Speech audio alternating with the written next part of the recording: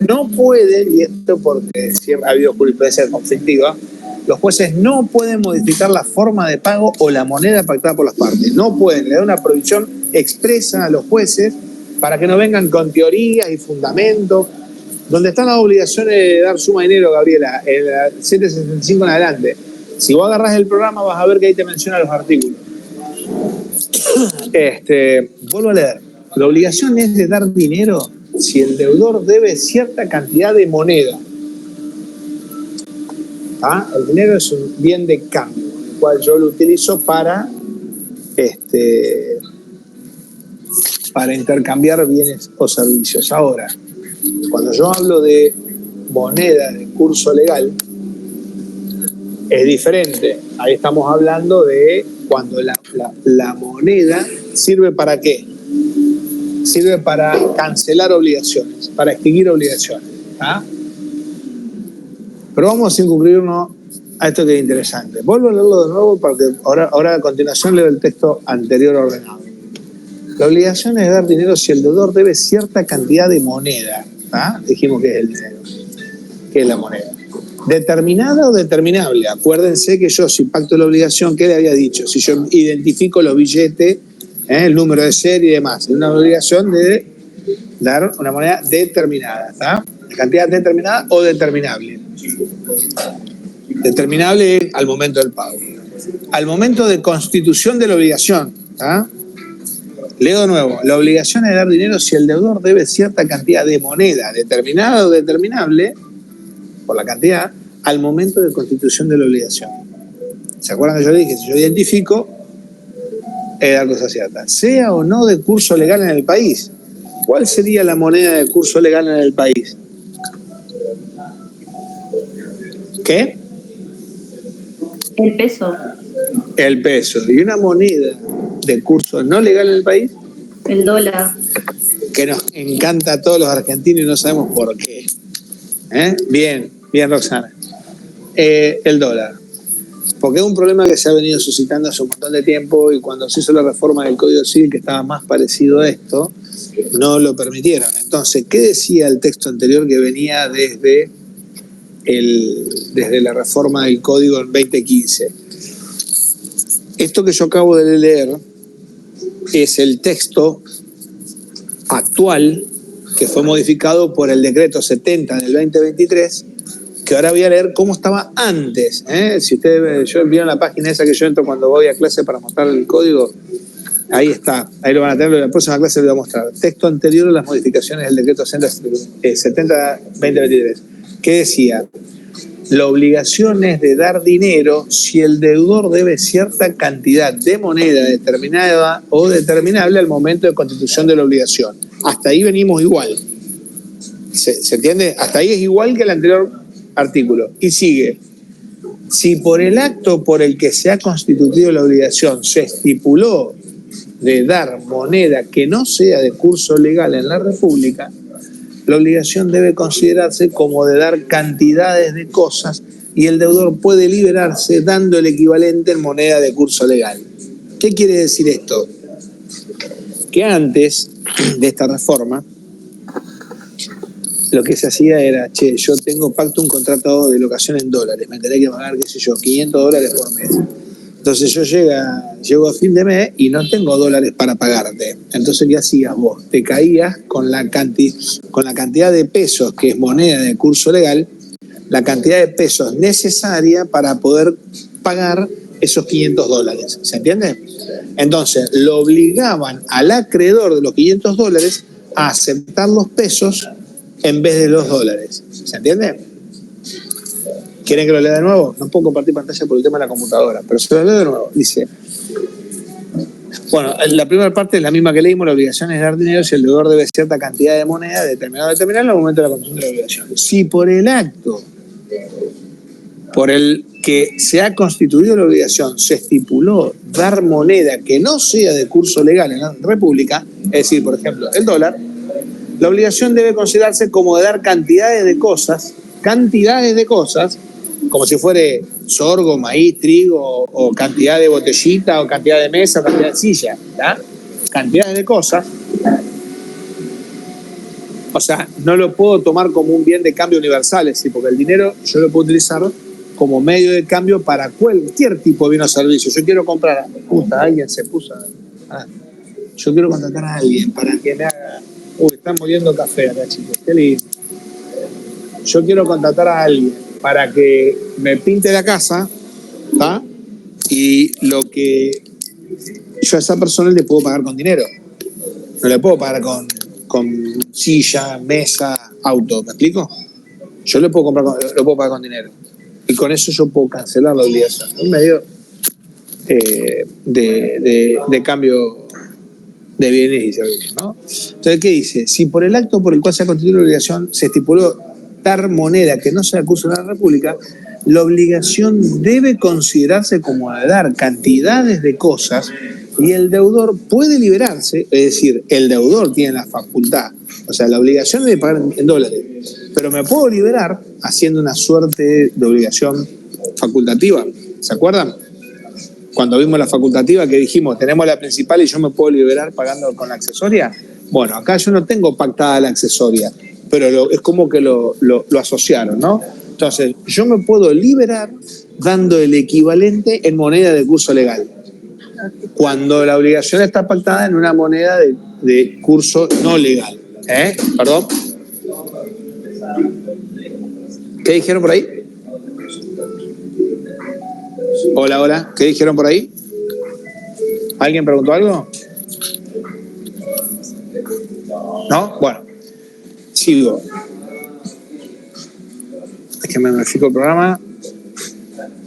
Bien, entonces, ya dijimos lo que es el dinero. Bien, no vamos a ahondar ya tanto para no marearnos en esto, pero hay que ver el programa.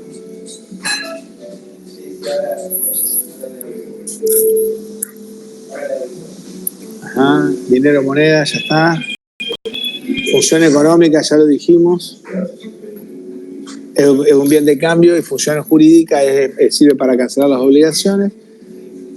Especie de moneda, moneda. No, bien. Bueno.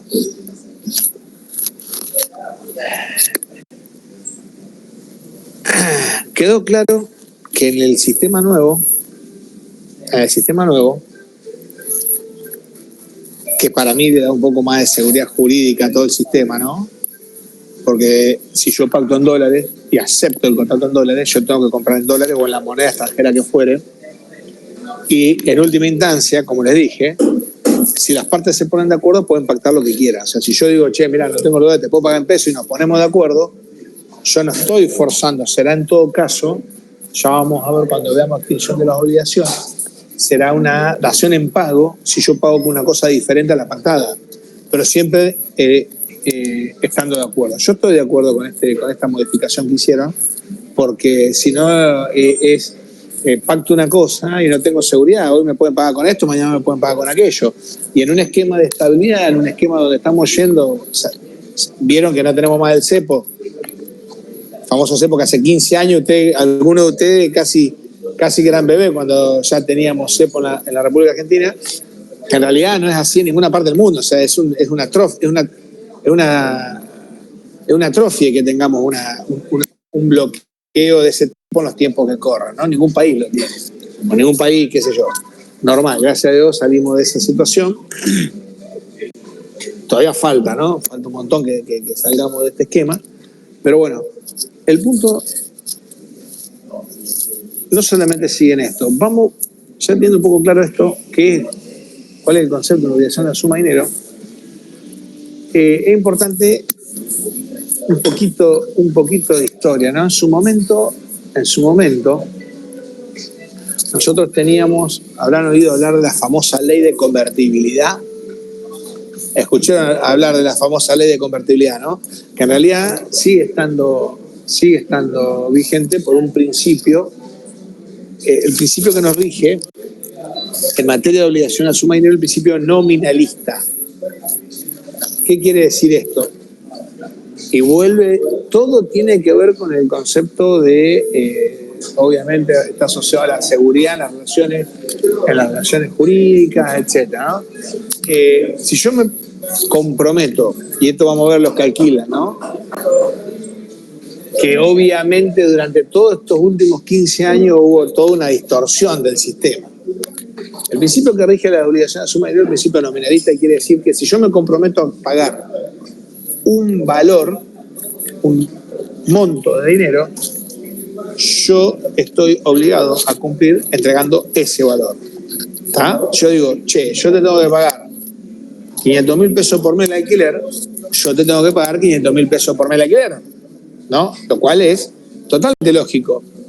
¿Qué pasa cuando hay inflación?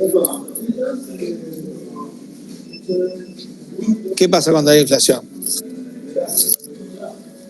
Y un contrato de locaciones de 2 años. Vamos, chicos, son argentinos, ustedes saben lo que pasa cuando hay inflación. ¿Qué pasa? Anímense. Vale lo mismo. No vale.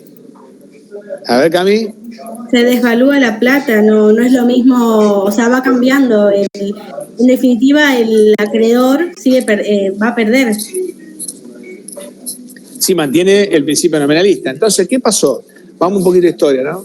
En el año 89 teníamos una crisis galopante, hiperinflación.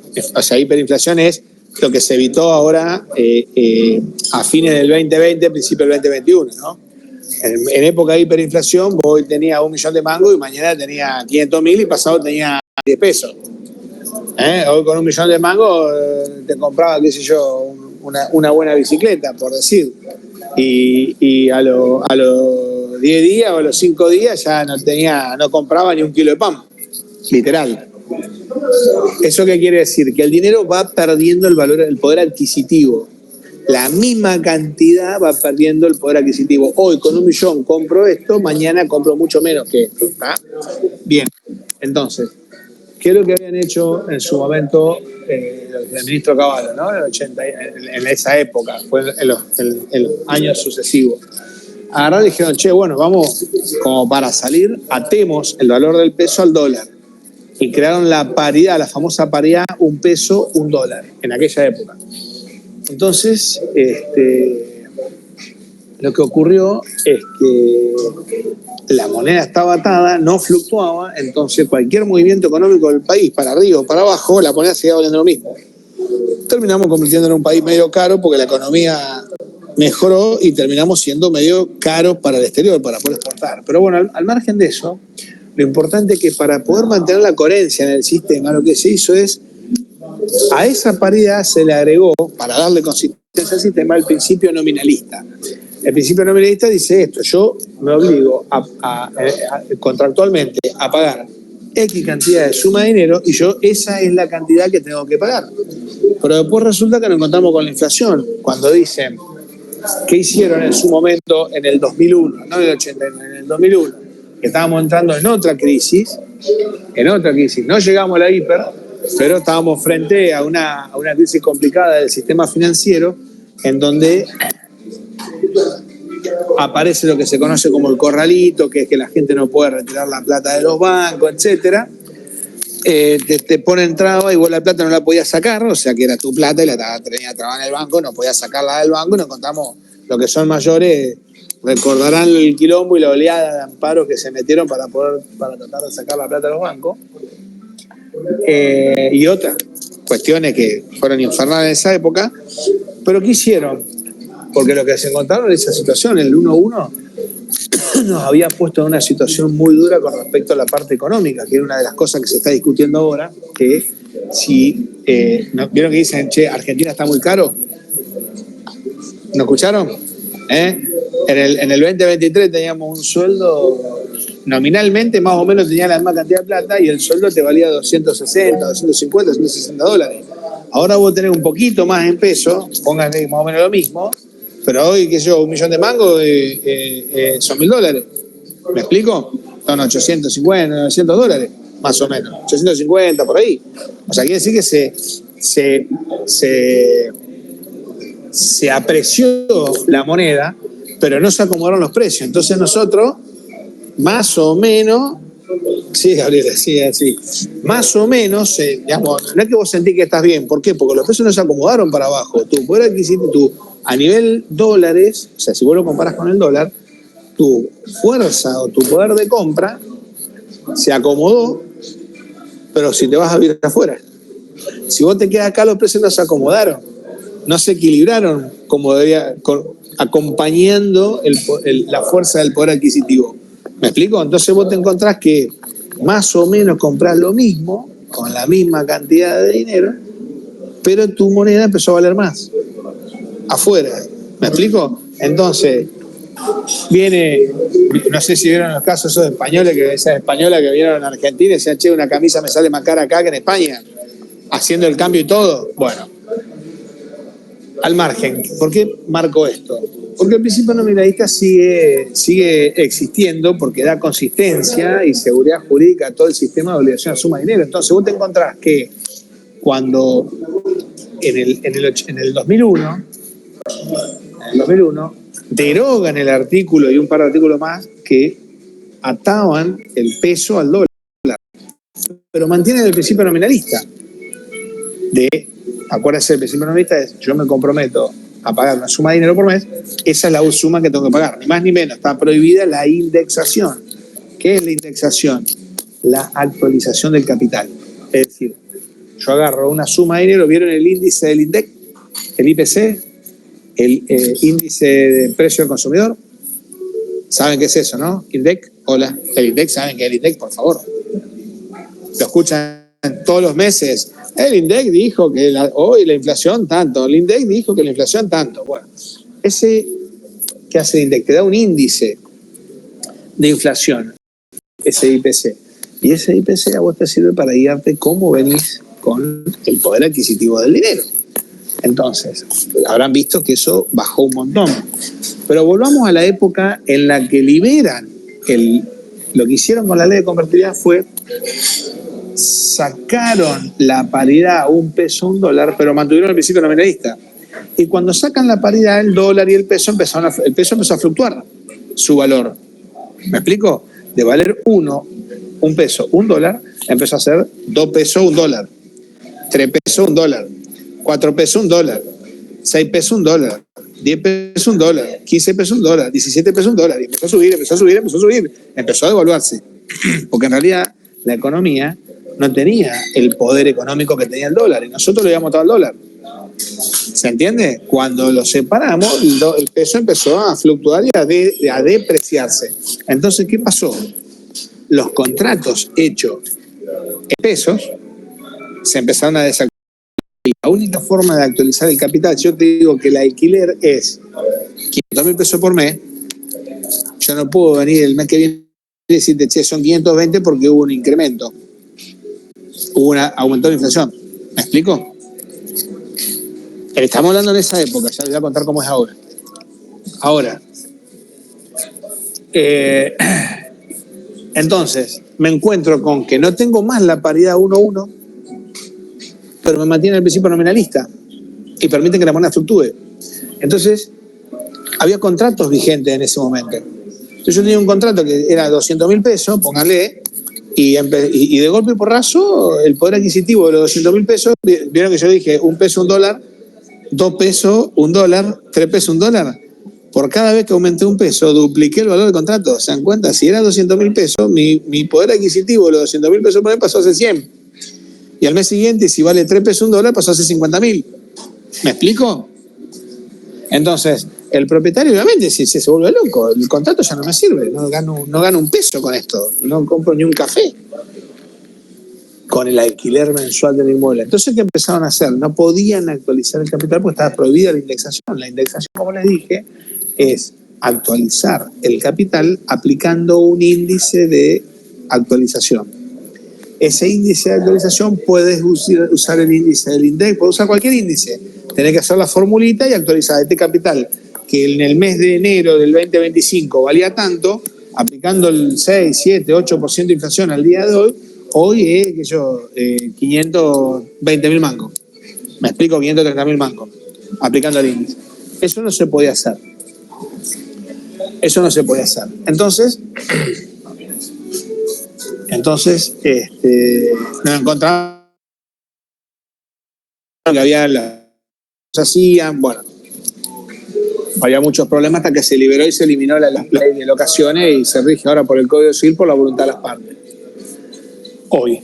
Entonces, ¿qué pasó? La gente empezó a buscar mecanismos para actualizar y ¿qué hacían antes? Agarraban y decían, che, el valor del contrato es 500, o decían, calculaban más o menos cuánto iba a ser la inflación por un año o 2 años, y decían, el primer año te cobro tanto, el segundo año te cobro tanto. El valor del total del contrato parecía una monstruosidad cuando hacía el contrato, pero por la inflación posterior se iba acomodando. No sé si me van siguiendo, chicos. Les estoy contando un poco la historia, ¿no? Entonces,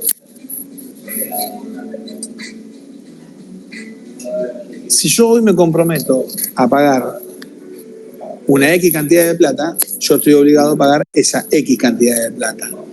En materia de locaciones, que había una ley de locaciones y que tenía un montón de problemas, la derogaron y hoy yo puedo pactar, de hecho yo tengo un contrato de locación, el de acá de Buenos Aires, yo hoy puedo pactar una actualización porque no tengo la traba de la ley de locaciones y hoy me puedo poner de acuerdo con el propietario tranquilamente cómo regular la relación y de hecho actualizamos cada 3 meses, ¿está? Sin prejuicio eso porque lo pactamos, pero en principio si las partes no dicen nada, yo hoy tengo que respetar el valor de... No leí qué pusieron en el chat, a ver, perdón, no lo alcanzo a ver, por ahí párenme, a ver dónde está el chat, acá. Hasta ahí quedamos, perdón, pensé que habían escrito algo. Bueno, para dejarle algunos tips, porque esto da para hablar un montón este problema, ¿no? Acuérdense de lo siguiente. Estos son tips que tienen que tener. Si yo les pregunto cuál es la renta del capital, o sea, el dinero, ¿cuál es la respuesta? Ya vamos a eso, los intereses. Si yo les pregunto cuál es la renta de un inmueble, ¿cuál es la respuesta? De un inmueble la renta es el alquiler, ¿se entiende? Esos son tips que tienen que manejar porque ¿cómo hago yo para producir ganancias con el patrimonio, ¿no? Y una cosa, y yendo al dinero propiamente dicho, una cosa es el capital, o sea, yo arranco, por ejemplo, el negocio con 1 millón de pesos, y otra cosa son los intereses, como le dije, es la renta del capital, del dinero. Es como yo gano dinero con el dinero, cómo hago más dinero con el mismo dinero. ¿Qué formas hay de ganar dinero con el dinero? ¿Qué puedo hacer con el dinero para ganar intereses? ¿Cuál es la vil forma milenaria con la que se gana dinero con los intereses? El famoso mercader de Venecia. Plazo fijo, me dicen, el préstamo de dinero. El préstamo. El plazo fijo, estuvo bien. Pues también es una forma, ¿cómo hago plata? ¿Y qué es lo que estás ganando con el plazo fijo? ¿Quién es Guadalupe dijo? No sé quién dijo. ¿Qué es lo que me pagan con el plazo fijo? Intereses. Si yo le pido plata prestada al banco, ¿qué gana el banco? Intereses. Y los intereses, que representan la ganancia que uno obtiene del capital, ¿cómo se llama ese interés? Hay una clasificación de interés, el interés compensatorio, pero acuérdense lo siguiente, ya vamos a clasificar los intereses, está el interés compensatorio, el interés punitorio, el interés moratorio. Cuando yo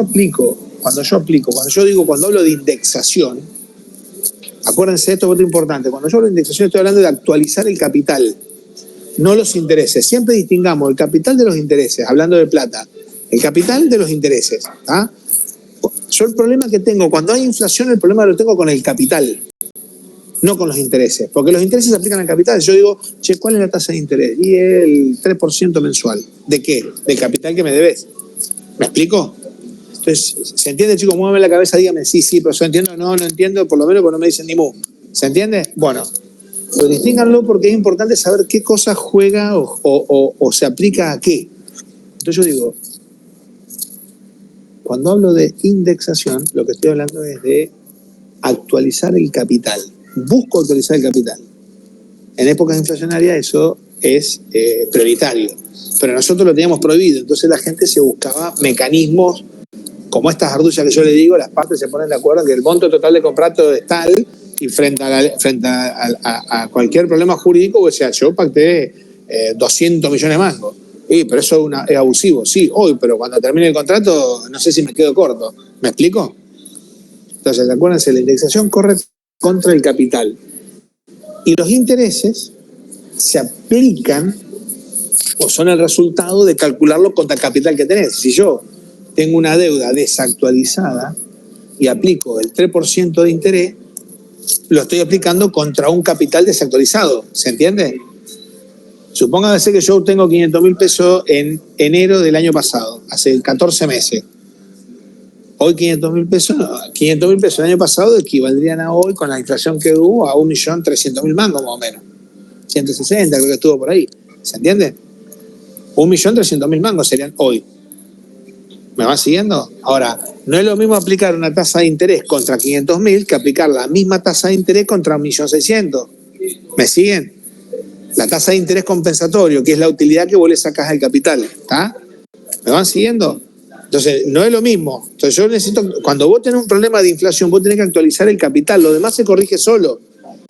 ¿Me van siguiendo? Lo demás se corrige solo para adelante. Bien.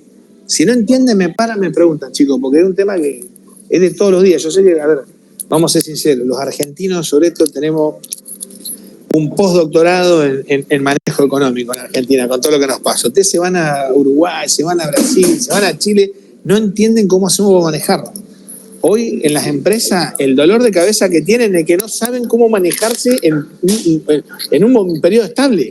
O sea, uno está acostumbrado a trabajar, me cambió, que actualizo el precio, que corrijo acá, que me peleó con el distribuidor y ahora está tranquilo.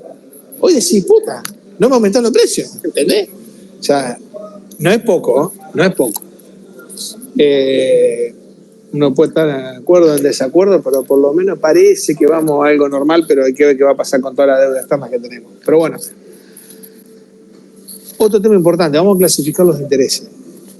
Como les dije, una vez que tenemos los intereses, arrancamos con el anatocismo para cerrar el tema. El interés compensatorio, como les dije, es la utilidad, es la ganancia que yo obtengo normal por prestar el dinero. Cuando vos haces un plazo fijo, lo que estás haciendo es prestar el dinero al banco. ¿Me entendés? No sé quién fue la que me dijo el plazo fijo. Vos le estás prestando dinero al banco. Cuando vos vas a tomar un préstamo, es el banco el que te presta el dinero a vos. ¿Así? El negocio del banco es siempre con la plata.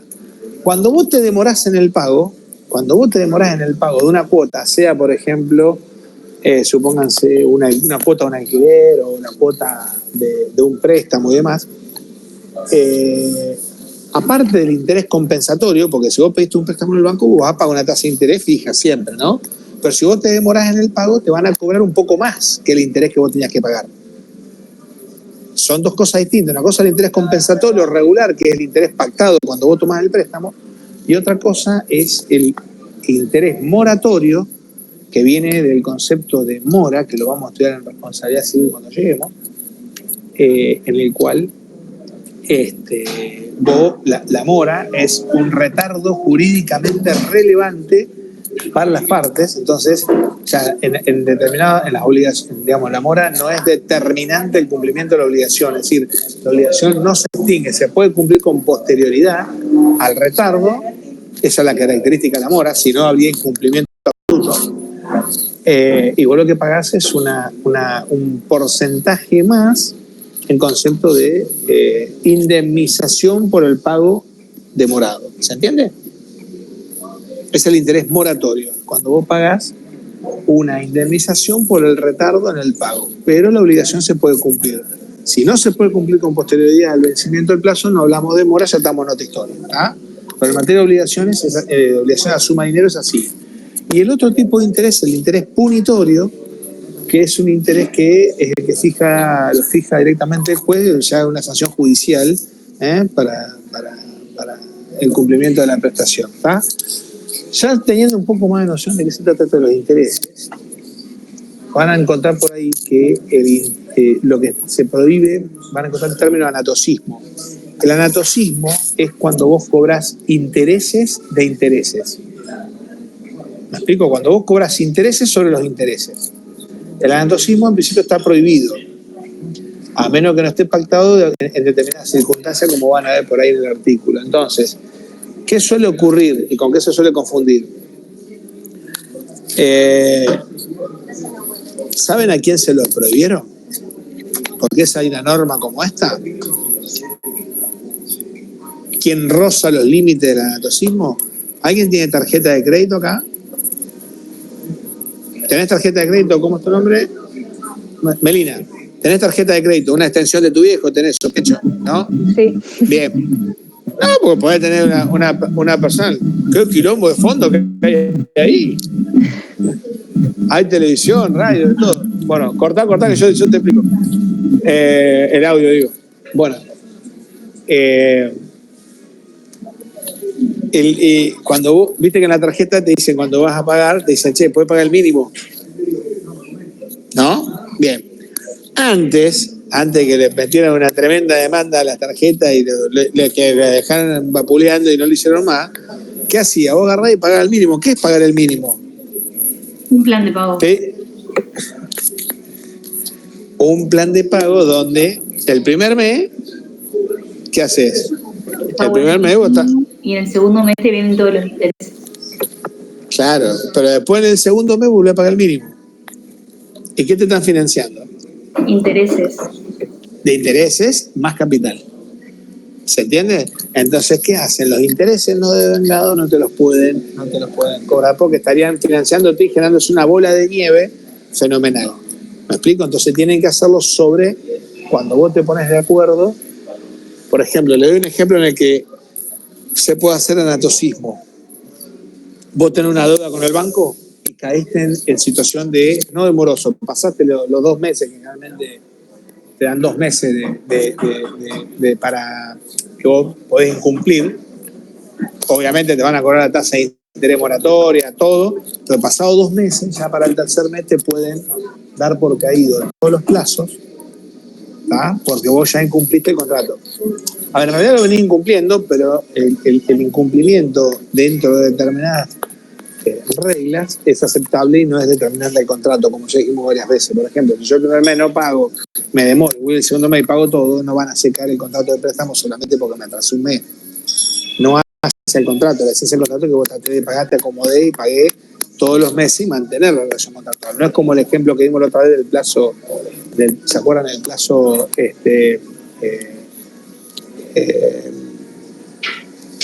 el plazo esencial?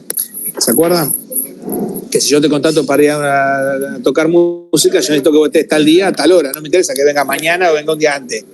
Porque toda la gente está convocada para ese día. Entonces no me sirve que venga en otro momento. Bueno, acá lo mismo. Entonces, acá no es determinante, es un plazo accidental. Pero si ya ha pasado 2 meses, 3 meses y ya te pueden dar por caído los plazos y flaco, ya está.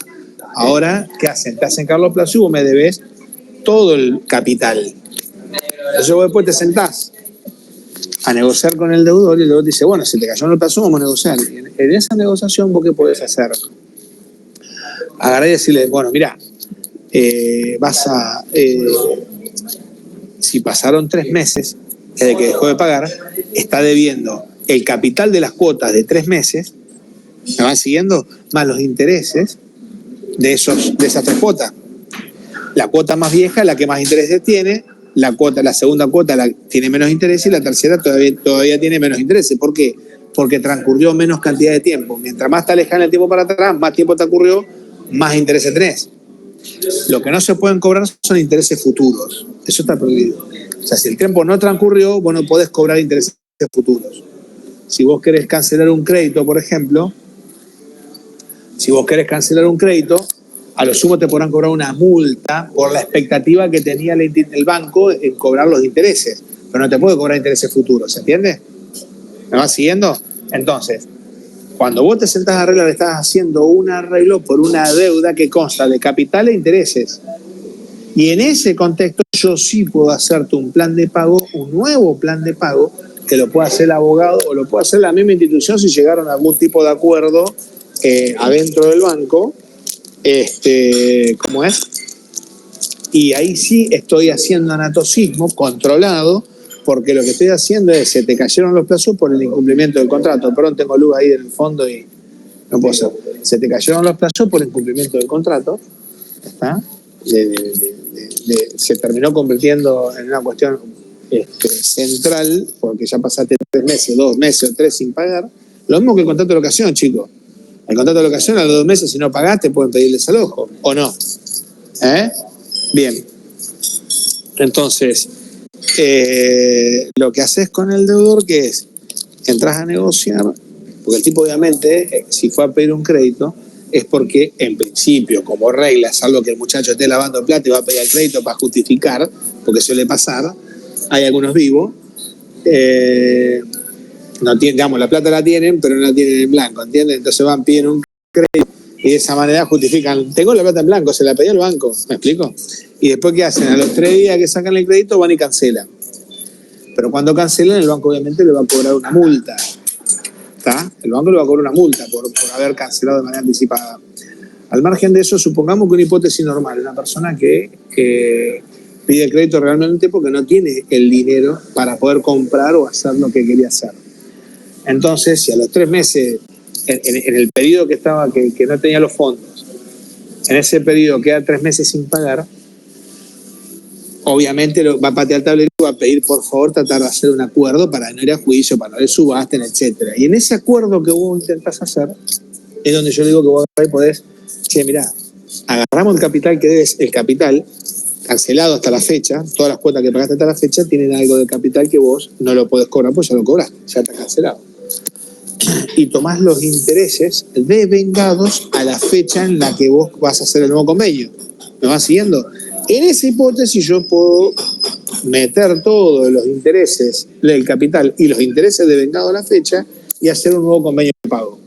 ¿Me explico? Y tomo toda esa deuda como capital. Y ahí sí puedo hacerlo. ¿Se entiende? Porque vos lo que estás haciendo es regularizar la situación y no terminar un juicio. Tiene su uso social, si quiere. ¿Ah? No es el abuso, no es el uso abusivo como el que yo le comenté en la tarjeta de crédito. Que vos te encontrabas que te pagan el mínimo y a los 3 meses, si esa situación sí, vos pagaste 3 meses el mínimo, te encontrás con una pelota de nieve. Que hoy no va a ocurrir. Porque le controlaron el problema del interés devengado y demás, que no lo pueden. El interés devengado no lo pueden meter en el capital para el préstamo. Vos agarrás el capital de lo que deben y eso financiás. No los intereses del mes anterior, del capital que debe del mes anterior. ¿Me explico? Eso te lo regularon. Antes, si no, vos en 3 meses, 4 meses, no sé, era un banco que le debió a otro banco, más o menos. ¿Entiendes? Es una bola de nieve. Eso es lo que está prohibido. Que comercialmente se haga esa práctica. Eso es lo que está prohibido. ¿Se entendió? Más o menos. Te di un poquitito de vida real al tema, ¿no? Bueno, a ver si me quedó algún tema para ver, solo miro el programa, algún tema interesante para ver en esto. No me corten. Sí, bueno, hay un montón de cosas después, provisión de indexación, ya lo vimos, la provisión de indexar, ya lo vimos. Corrección convencional del nominalismo mediante cláusula de lo que yo le comenté, lo que ocurría antes. Acuérdense, y esto es lo último que menciono de esto, acuérdense que hoy no está más, por ejemplo, más la ley de locaciones. ¿Está? Y la obligación de la suma de dinero, yo me comprometo a pagar en una determinada suma de dinero, moneda estoy hablando, en dólares, en euros o en la moneda que fuere, y yo estoy obligado a pagar en esa moneda. ¿Está? Y el juez no puede hacer nada. ¿Lo vieron en el artículo? Y el decreto quedó convalidado. ¿Se acuerdan del problema el año pasado en el Congreso que estaban discutiendo si le derogaban o no el decreto? Que para poder convalidar el decreto necesitaba la aceptación de las 2 cámaras. ¿Se acuerdan? ¿Vieron alguna noticia el año pasado, chicos? ¿Se enteraron de alguna noticia el año pasado? Bueno, fue todo un tema porque estaban todas estas modificaciones que criticaban porque se modificó el código no por ley sino por decreto. Bueno. Hasta acá estamos más o menos, chicos, porque después viene la unidad número 9, que es de pluralidad subjetiva. Yo le voy a presentar el tema y ya después no los aburro más. A ver, la obligación de pluralidad de sujeto, exactamente. Hablamos un poquito de eso y cortamos, no sé cómo están. Entiendo que los maridos un poco ya están aburridos y tengo poco. ¿Cuántos? Ah, no, 28, hay unos cuantos. Se nos fueron 7 u 8. Avanzamos, ¿cómo viene? ¿Quieren que arranque un poco con la pluralidad subjetiva o ya lo dejo a Bailo? La semana que viene Bailo le va a las 6 horas. Avance, profesor. Vamos nomás. Dale, arranco con esto y no nos paramos más y así completamos. Me parece bárbaro la postura, Esther. Bueno, ¿se acuerdan cuando arrancamos que vimos, yo les decía las obligaciones, en los elementos de las obligaciones, teníamos sujeto, objeto, causa, ¿no? ¿Recuerdan eso? Lo hablamos al principio de la clase también. No te me duermas, no te me duermas. No te me duermas. Yo también. Yo sé que soy aburrido. Parezco de la Rúa. No me digan que soy aburrido. ¿Se acuerdan del chiste de Nick? Usted no lo vieron. Yo seguro que se lo voy a buscar. Es buenísimo. Ese, cuando de la Rúa que estaba a la mitad del mandato, que le decían que no pasaba nada, qué sé yo. Bueno, no vamos a estar en crítica de política ahora, pero sí me gustó el chiste de Nick que decía, no me olvido más, lo leí, me quedó grabado. Ese lentísimo señor presidente don Fernando de la Duda. Tremendo, no me olvido más, no me olvido más. Se me duermen. Dicen que soy aburrido. Sí, además lo dijo en un spot publicitario, tal cual. En un spot publicitario dijo eso. Dicen que soy aburrido. Y sí, como Ferrero hoy. Bueno,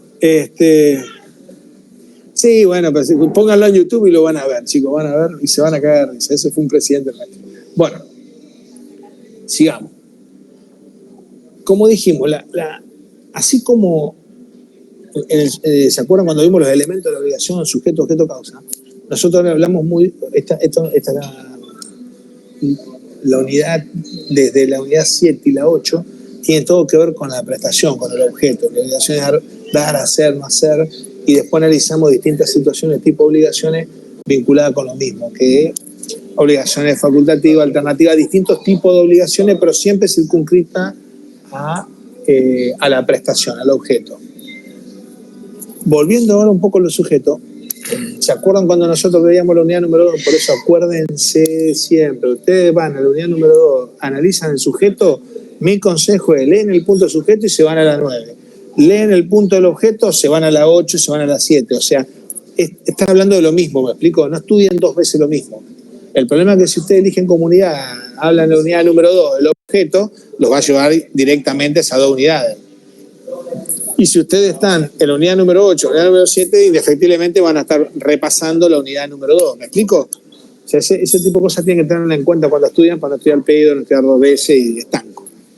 Bueno, cuando hablamos de los sujetos, en la relación típica de manual, digamos, tenemos sujeto acreedor, sujeto deudor. Pero ¿qué pasa?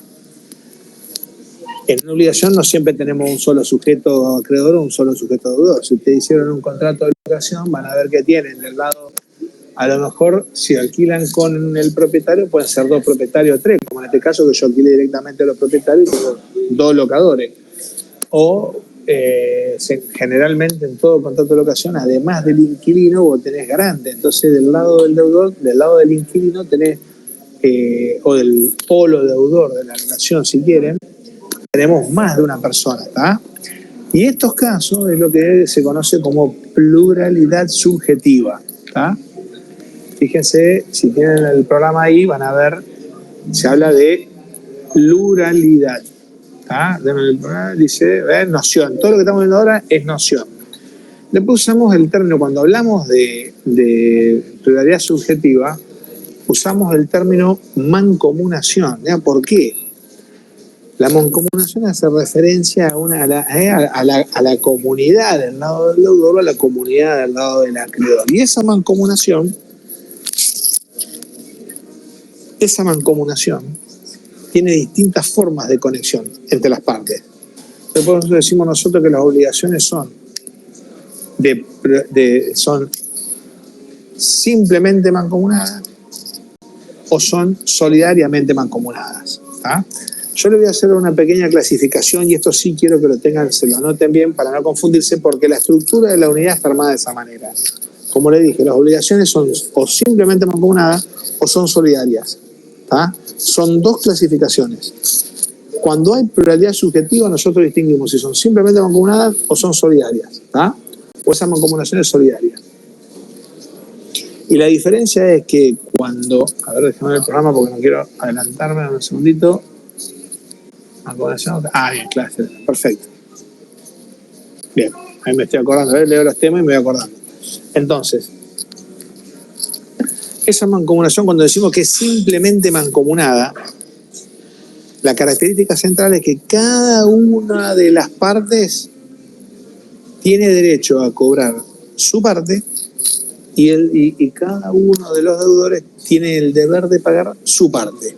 ¿Qué quiere decir? Que si yo debo 10.000 pesos y somos dos deudores, en partes iguales, porque yo puedo pactar que vos debes el 70 y yo debo el 30, y debo 10.000 pesos, y debemos en partido, si no se dice nada en la obligación y es simplemente mancomunada, yo tengo que pagar el 50%, es decir, 5.000 pesos. Y el otro deudor paga 5.000 pesos. En este contexto, obviamente, si un deudor paga el 100%, ¿qué va a hacer ese deudor si tenía obligación de pagar el 50%? ¿Qué va a hacer? Vamos, ¿qué va a hacer? Si yo pago toda la deuda. Si yo agarro y pago todo, ¿qué va a hacer?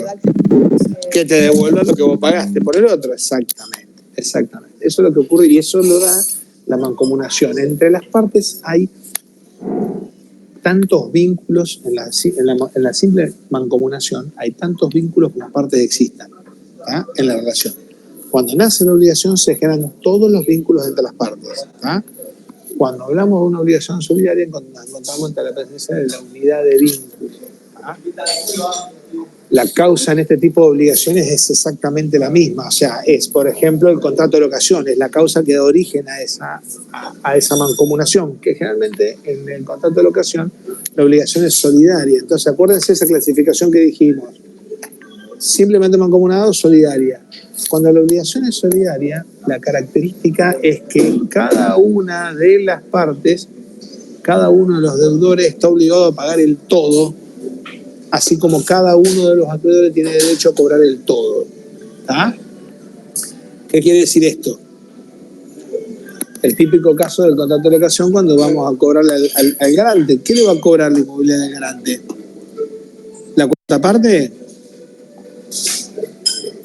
No, le va a cobrar exactamente lo mismo que le podía cobrar el deudor. Lo que pasa es que el deudor no le está pagando.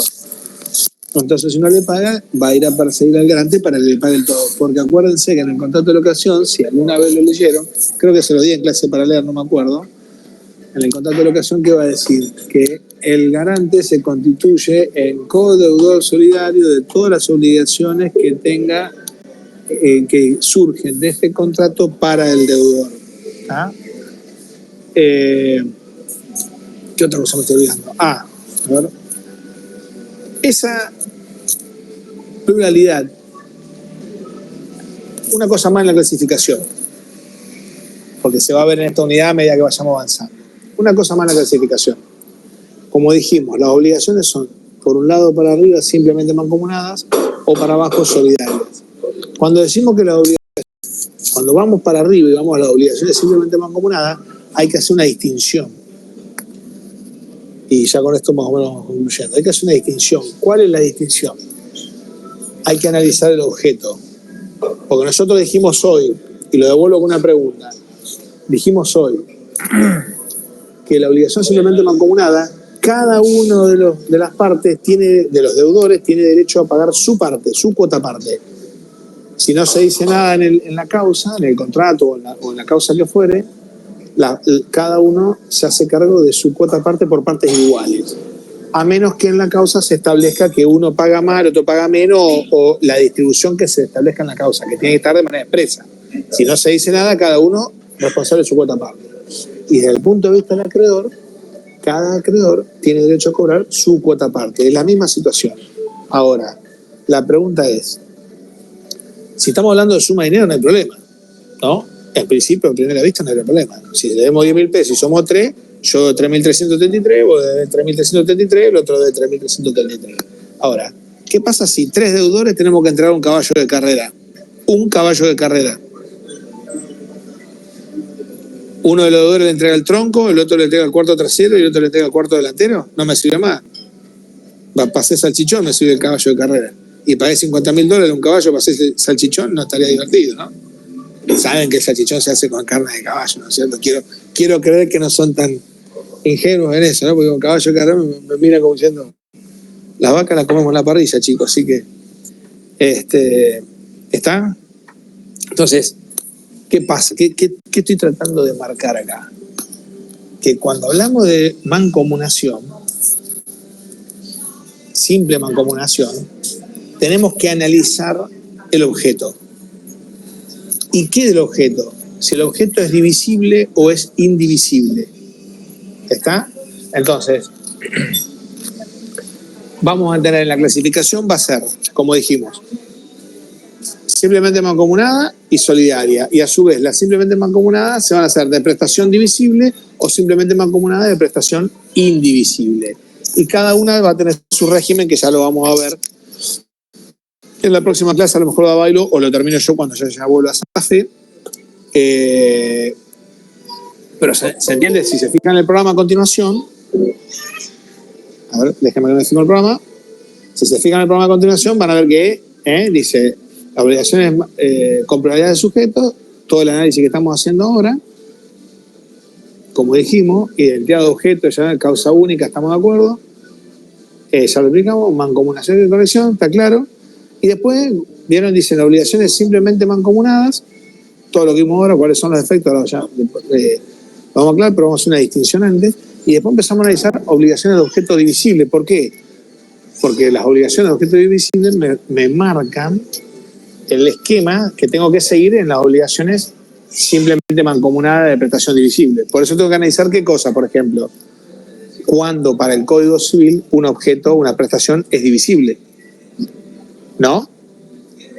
Tenemos que entender, ¿cuándo la prestación es divisible? Y cuándo no es divisible. Por lo tanto, vamos a considerar una prestación. Ustedes dicen una prestación divisible. Ustedes dirán, pero parece una pavada. Entonces, acuérdense que estamos en el plano jurídico, no estamos en el plano de los hechos. ¿Se acuerdan cuando nosotros analizamos la condición que distinguíamos la institución del mundo de los hechos? El hecho condicionante era aquel hecho que tenía que ocurrir en el mundo de los hechos para que produzca su consecuencia en el mundo jurídico, ¿se acuerdan? Bueno, acá pasa lo mismo.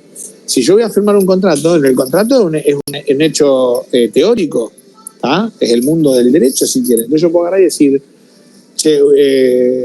mi computadora es divisible.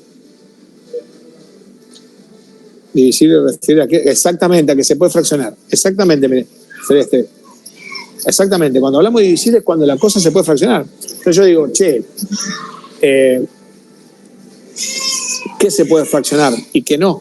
Entonces, en el mundo existen dos criterios para determinar qué se puede y qué no se puede fraccionar. El criterio materialista y el criterio intelectual. El criterio material y el criterio intelectual. En el sistema nuestro nos seguimos por el criterio material de división. En Francia vos podés agarrar un caballo carrera y lo fraccionaste jurídicamente, porque siguen el criterio de divisibilidad intelectual.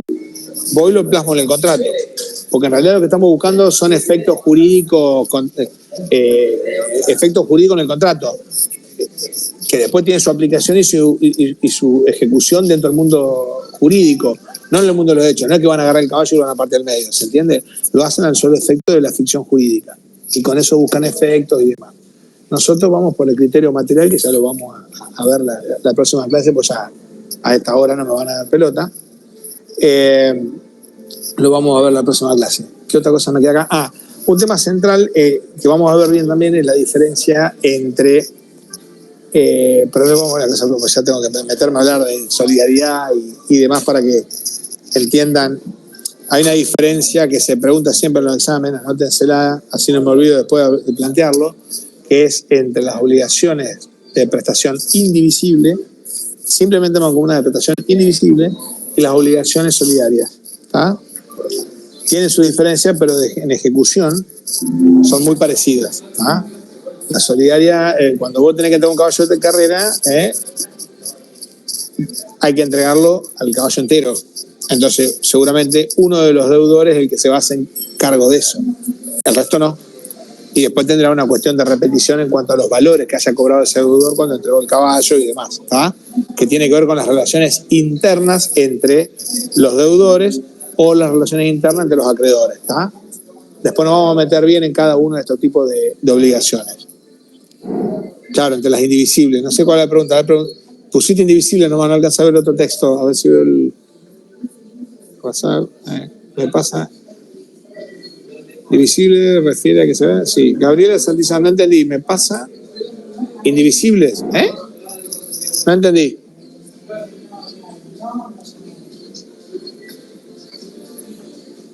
¿Podés meter el audio así te escucho? Claro. Entre las indivisibles y solidarias, sí. Entre las indivisibles y solidarias. Eso hágame acordar bien, así vemos bien la distinción. Y con esto presentamos el tema de la pluralidad subjetiva. ¿Está? Bueno, chicos, ¿alguna pregunta? Pues ya los veo con una cara de dormilones. Ya lo liberé, zafaron. A raíz de que le dimos tanto, cuando uno lo hace virtual, se avanza muchísimo más rápido, porque participan poco. ¿Se entiende? Cuando estamos en clase, participan mucho y se va mucho más lento. Ese es el tema. Yo hoy, si hubiera estado en la facultad, no hubiera llegado obligación a la suma de dinero. ¿Se entiende? No hubiera llegado obligación a la suma de dinero. Así que bueno, chicos, hasta acá todo bien. ¿Alguna pregunta? ¿No? Nada. Bueno, si no tiene nada, ¿por qué no tengo? Yo no tengo micrófono. Está bien, Gaby, está bien, no hay problema. Pero el celular, el celular, si estamos en conversatorio. La próxima vez voy a tener una mejor máquina y si hago una videoconferencia voy a poder compartir pantalla y demás. Sí, lo que di ahora, y obviamente lean un poco, chicos, o sea, no se queden. La idea es que en la clase más o menos entendamos el tema, después hay que profundizarlo un poco leyendo, obvio. Imposible dar todo en la clase. Además se me aburre, no casan el 20%. Bueno, ¿todo bien? ¿Alguna pregunta? Chicos. Todo bien, ok. Bueno, cualquier cosa me escriben, pido disculpas por el tema de la clase. Saben que está la Feria del Libro acá en Buenos Aires y yo laburo con una editorial, así que no me queda otra. Tengo que estar, ¿eh? Bueno, chicos,